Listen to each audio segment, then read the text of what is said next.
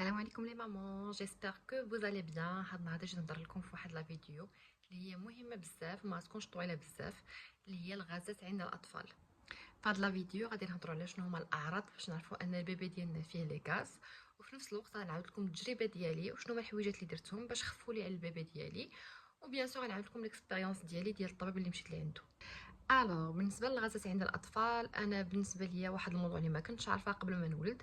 الصراحه عمرني شفت شي بيبي عنده لي غاز ولا شي حد في لونطوغاج ديالي البيبي ديالو جاوه لي غاز، وعمر شي حد قال لي عليه وعمر شي حد نصحني عليه. وبالنسبه لي كانت واحد التجربه اللي هي فريده من النوع ديالها واول مره كنعيشها. دوكو قلت غندير لكم واحد لا فيديو اللي غنشارك معكم التجربه ديالي كامله اون ديتاي بالنسبه للاعراض نتاع الغازات عند الاطفال.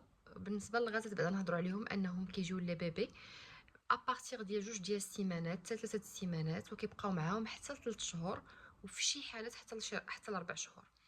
دونك باش نعرفوا ان البيبي ديالنا عنده الغازات، كتكون عنده صعوبه في الرضاعه، يعني فاش كيكون كيرضع يا اما كيبقى يبكي ولا كيبقى كيتعصر ولا كتحس به ان عنده واحد المالاليز، كيكون غير ماشي مرتاح.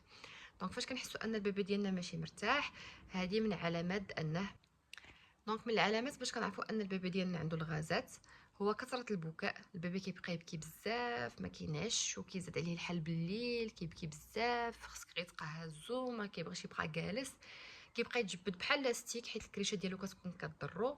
كتكون عنده الصعوبه انه يتنفس، يعني يدير حزيقات، اولا كتكون عنده صعوبه انه يخرج البراز ديالو.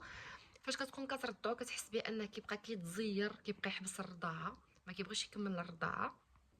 وبالنسبه للخروج ديال البيبي كيكون الخروج ديالو اللون ديالو اخضر، يعني هذاك علامه ان الغازات كاينين في الكريشه. هادو بعض العلامات اللي كيبينوا لك ان البيبي عنده لي غاز. وكاين اللي كتكون الكريشه ديالهم منفوخه، دونك كتكون منفوخه بلي غاز. هادو كاملين علامات كيدلوا على ان البيبي عنده لي غاز. دوكو كيفاش غنتعاملوا معاهم؟ كاين شي حويجات اللي هما نقدروا ناخذوهم نشريوهم للبيبي ديالنا من لا فارماسي اللي كيعاونوا، اللي كيخرجهم لنا الطبيب. وكاين شي حويجات اللي خصنا حنا نديروهم بحال الماساج، بحال الحركات نقدروا نديروهم للبيبي اللي غادي يعاونوه. ديكو دابا انا غنعاود لكم التجربه ديالي وعاد ندوزو للنصائح كيفاش نديرو نتعاملوا مع الغازات.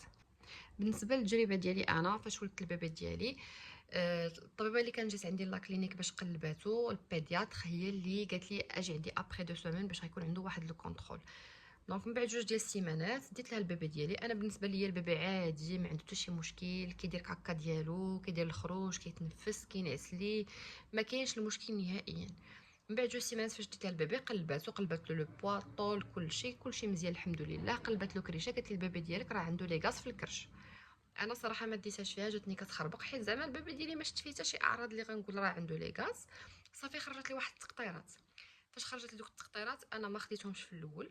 صافي ديت البيبي ديالي للدار، كان عنده ديك الساعات 15 اليوم. ما جاتش تكمل سيمانه واحده اخرى باش يكمل تقريبا 20 يوم، البيبي ديالي بدا كيتزير، بدا كيزاد عليه الحال، بدا كيبكي لي، كنحس بالكريشه ديالو مزيره عليه، ما كيبغيش ينعس، كيفيقنا بالليل. صافي قلت للراجل ديالي، قلت له غنمشيو ناخذ داك الدواء على الله يخفف عليه. داك الدواء كان عباره على تقطيرات، خرجتهم لي، قالت لك هذاك كيخفف عليه الغازات.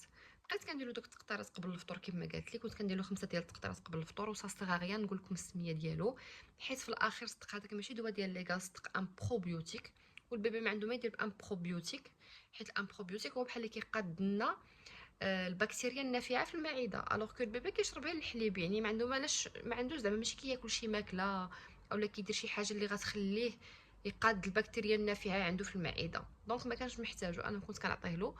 وانا كنت كنقول ان هذاك هو اللي زاد خربق لي البيبي ديالي في الاول. صافي كنت كنعطيه داك الدواء. انا كنشوف ان البيبي ديالي كانت غير الحاله ديالو كتزاد وكتكفس، البكا، الحريق، الكريشه منفوخه، ما كيقدرش يتنفس، ما كيقدرش يدير الخروج. كنحطو كيبقى يتعصر ويتجبد ويحمر ويبقى كان كيعز عليا، ما كنعرف ما ندير له. بالليل كان كيبكي، ربي اللي خلقو بالحرق اللي في كرشو، ما كيقدرش ينعس. قد ما نهزوه هكا على كتفنا، قد ما نهزوه على كريشه، قد ما نهزو انا، قد ما يهزو بابا، كنا كنباتو فايقين معاه، ما كنعسوش معاه نهائيا.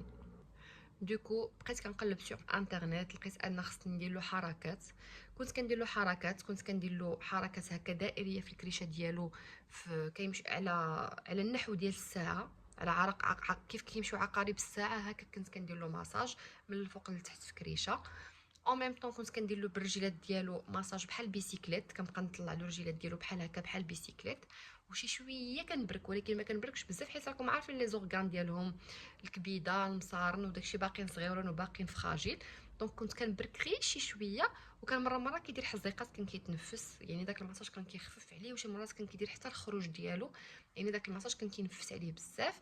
دونك فاش كتبقى دير له بيسيكليت بالرجيلات ديالو، بامكانك تبقى تهز الرجيلات بجوج بيهم وتبقى تدور هكا، تدور غير شي شويه على اليمين، عاوتاني تدور بحال كدير حركات دائريه عاوتاني على اليسار.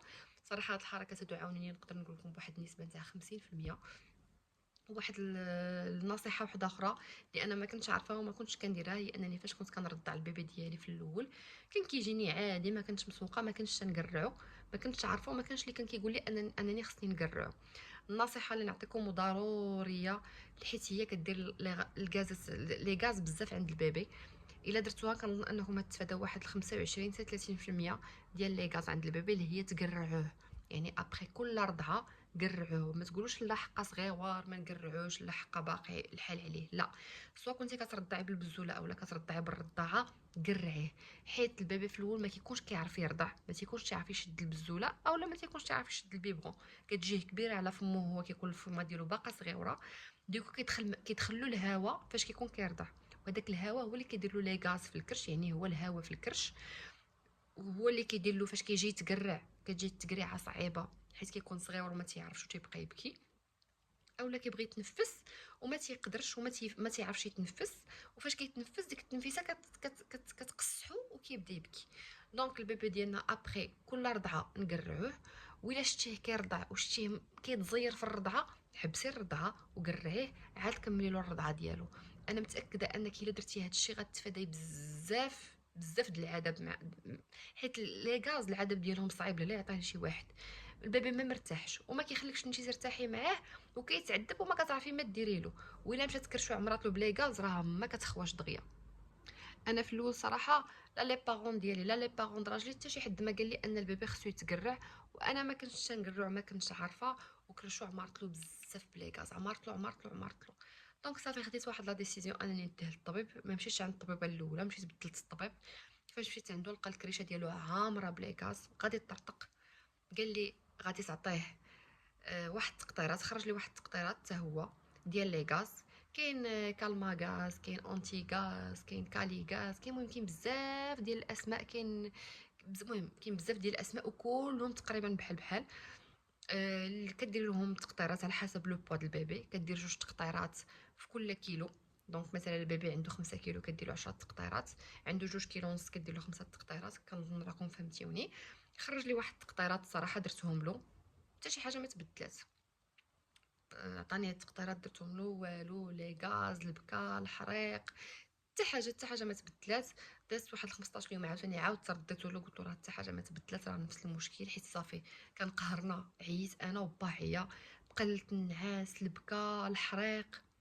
فاش رديته له قال لي شوفي راه كاع لي بيبي كيدوزوا من هذه المرحله هذه، ما كاينش شي بيبي ما كيجيوهش لي غاز، لي غاز ما عندهمش الدواء، عندهم غير الصبر، الدواء ديالهم هو الصبر. دونك عاود خرج لي واحد التقطيرات واحد اخرين، واحد اونتي غاز، الصراحه ما داروا له والو، بالعكس كانوا كيزيدوا له غير الحريق، زادوا غير كرفصوه، زادوا غير زيروه، ما نفعوهش، ما جاوش معاه نهائيا. دونك هاد التقطيرات هادو اللي كيعطيوهم لكم هما عباره على واحد التقطيرات كديرهم، كيمشيو كيجمعوا داك الهواء اللي في الكريشه وكيخرجوا على شكل يا اما حزيقات يا اما على شكل تقريعه. صافي بقيت كنقلب في فيسبوك، كنت داخله لواحد الجروب نتاع لي مامون اللي كل وحده كتبارطاجي ليكسبيريونس ديالها، وبقيت كنقلب على دوك التقطيرات اللي هما كونساي اللي زعما لي مامون جربوهم ونفعوا لهم الوليدات ديالهم. لقيت واحد التقطيره اللي السميه ديالها فيتو بيمبي، هاد التقطيره هادي انا راه ماشي اشهار، ما حتى شي حاجه شريتها بفلوسي، لقيتها غير سور فيسبوك، البنات كيشكروها، ومشيت عند مول فارماسيان خديتها. فاش مشيت لا فارماسي صراحه قال لي راه هادي بحال التقطيرات كاملين، ما كاينش الفرق نهائيا. صافي انا قلت له عطيهاني ماشي مشكل، حيت صافي فاش الواحد كيعيا وكيجرب كلشي يقول صافي نزيد نجرب هادي نشوف الله وعسى يجيب الله التيسير. افيكتيفمون خديتها، وفاش قلت للطبيب ديالي راني خديت فيتو بيمبي، قال لي ديري له 10 ديال التقطيرات على حسب لو بوا ديالو، قال لي ديريهم له بالليل. انا شنو كنت كندير، كنت كنقسمهم له، كندير له 5 في النهار و5 بالليل، حيت كنت كنشوفو مزير بزاف، كنقول ندير له 5 بالنهار نخفف عليه شي شويه، وندير له الخمسه الاخرين بالليل قبل ما ينعس باش ينعس لي مرتاح. افيكتيفمون درت له دوك الخمسه، حيت هاد التقطيره هادي نتاع فيتو بيمبي عباره على عشوب. هادوك العشوب كيخفوا على البيبي، حيت انا براسي كنت قريت انني خصني نشرب الكرويه ونشرب حبه حلاوه. صراحه شربتهم ما شفتش شي نتيجه، حيت انا كنرضع رضاعه طبيعيه، قلت زعما راه غيدوزو داكشي مع الحليب. ما شفتش شي نتيجه كبيره وحبستهم بصراحه ما كملتهمش. دوكو هاد التقطيره نتاع اللي قلت لكم تاع فيتو بيمبي بقيت كنديرها للبيبي ديالي. في الاول عادي ما كنت كنشوف حتى شي نتيجه، ولكن ما نكذبش عليكم بعد واحد 5 ايام سيمانه البيبي ديالي بدا كيرتاح، بدا كينعس لي، بداو كيخففوا عليه لي غاز. في العمر ديال تقريبا نقول لكم شهر شهر ونص بدات كتقاد له الكريشه ديالو، بدا كيدير كاكا، بدا كيتنفس لي، بدا كيتقرع.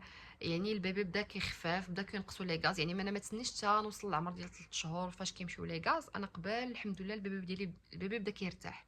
ولماتو التقطيره نتاع فيتو بيمبي بزاف، خفات عليه بزاف بزاف بزاف. كنت كنديرها له، بقيت كنديرها له حتى تقريبا شهر ديال العمر ديال 3 شهور. دابا انا البيبي ديالي راه 3 شهور غادي في 4 شهور، الحمد لله الكريشه ديالو مزيانه، ما فيهش لي غاز. تهنيت من لي غاز شحال هادي. جات واحد الوقيته كنا سافرنا واحد الخمس ايام لكازا، وكنت ما درتهالوش حيت صافي شفت البيبي ديالي مرتاح عاجبو الحال ترونكيل، الكريشه ديالو مزيانه ما كيزيروش لي غاز. حدي قطعتها له واحد الخمس ايام، رجع كيتزير، رجع كيبكي، رجع كيفيق لي بالليل، رجعت الكريشه ديالو كضرو، رجع ما كيقدرش يتنفس. دونك رجعت اوتوماتيكمون كنطير رديت له فيتو بيمبي. الصراحه د الله الرحمه د مولانا، جاب الله عليها التيسير، جاب الله عليها الشفاء، خفت عليه بزاف. او ميم طون الماساج والحركات اللي كنديرهم باش كنفسو او ميم طون كيدير الخروج ديالو، مازال كنديرهم ليه حتى الساعه. صراحه كيعاونوا بزاف، كيخفوا عليه. حيت واحد الوقيته كنت مشيت شريت كريستال كنديرها له، بس اللي بان لي كريستال هو باقي صغير وكل شويه باش يدير كاكا خصني ندير له كريستال بزاف عليه. دوكو غير الماساج كينفع فريمون. الماساج ديروا غير في يوتيوب الحركات اللي ديرهم للبيبي، راهم دوك دايرين دي فيديو كيوريكم كيفاش ديروا للبيبي الحركات. راه فريمون دوك الحركات والله الا كينفعوا بزاف. نقدر نقول لكم ان الحركات كينفعوا ب 50%، والدواء كينفع ب 25%، و25% الاخرى تيسير من عند الله. اما اللي يقدر يجي يقول لك لا حقا ما خصكيش تاكلي هادي، ما خصكيش ديري هادي الماكله د لا مامون، سيغ انا كنهضر على لي مامون اللي كيرضعوا طبيعي، الماكله د لا مامون حقا هي اللي كتدير لي غاز. والو نهائيا هادشي ما عنده حتى شي علاقه، والطبيب كونفيرما لي هاد الهضره هادي. حيت انا صراحه الله شربت مونادا، شربت اللبن، كليت الماكله كامله، كليت الديسير، كليت كلشي. زعما ما كنتش زعما كنقول لا هادي دير له لي غاز، هادي ما ديرلوش لي غاز. في الاول كنت كنقول يمكن حقا الماكله كدير لي غاز حيت هادشي اللي كيقولوا الناس، الوغ كو لا. لي غاز راهم دوك كيجيو فاش الا قلبتو سوغ انترنت وفي شات جي بي تي غتلقاو ان ما بين السيمانه 8 اولا من السيمانه 7 حتى السيمانه 11 بحال هكاك نتاع البيبي، اللي هي كتكون تقريبا في ديك ما بين شهر شهر ونص. كتكون البيك ديال لي غاز، يعني كيكونوا لي غاز مجهدين بزاف في البيبي.